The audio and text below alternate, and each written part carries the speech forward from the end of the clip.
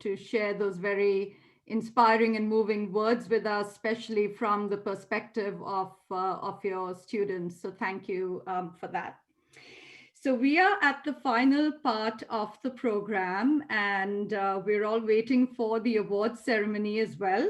But before that, I would like to invite Dr. Glenda Prime to address us briefly. Dr. Prime is the Dean of the College of Education and Urban Studies at Morgan State University.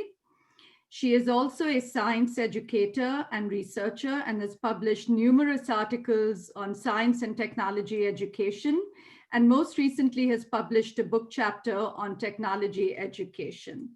And with that, I would like to invite Dr. Prime, Dean Prime, to please address us. And I should also thank you and all your colleagues at Morgan State University for hosting this wonderful event. So over to you, Dr. Prime. You're muted, Dr. Prime. Yes, thank you very much. And I'm deeply honored to be a part of this event and to bring you greetings from the School of Education and Urban Studies. Morgan State University has been designated by the state of Maryland as the preeminent urban research university. And this designation, as well as the history of the institution as a historically Black university, urges upon us a unique role in the higher education landscape, both of the state and indeed of the United States.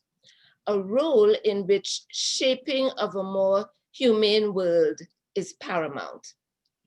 We embrace as our mission the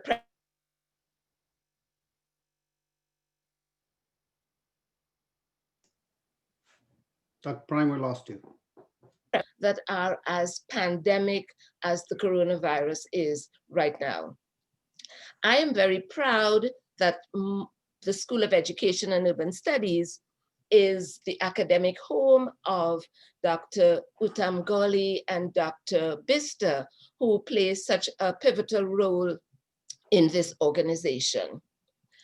As I reflected on the very timely theme of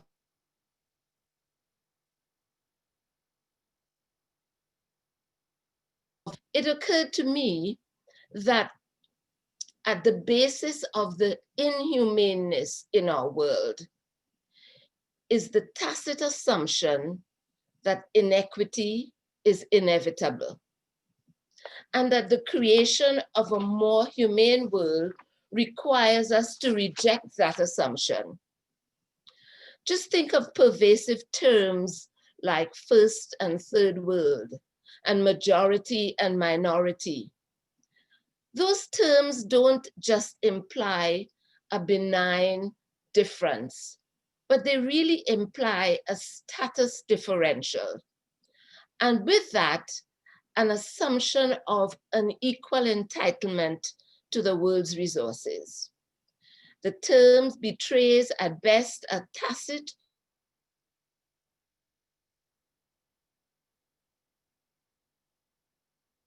every aspect of human activity and manifests itself in health, economic, environmental, and educational disparities. Our only hope of creating a more humane world is the intentional and systematic dismantling of the structures that maintain those processes and practices of inequity. Higher education has a crucial role in doing this. The research that we do and the preparation of researchers that takes place in our institutions must be based on different criteria of worth. It has been the case for a long time that the only criterion of worth in the natural sciences and in technology has been how much wealth does it create.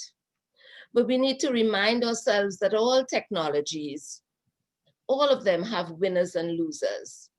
And unless we take into account the perspective of the losers, we are doomed to recreate over and over the inequities that make our world as inhumane as it is. And I want to say that this theme, I hope that it has caused us to challenge those inequities. And it's very interesting that we're celebrating the Professor Chomsky's birthday at the same time that we are focused on this theme, because his work has laid bare many of the inequities that lie at the basis of the inhumanity and the inhumaneness that defines our world.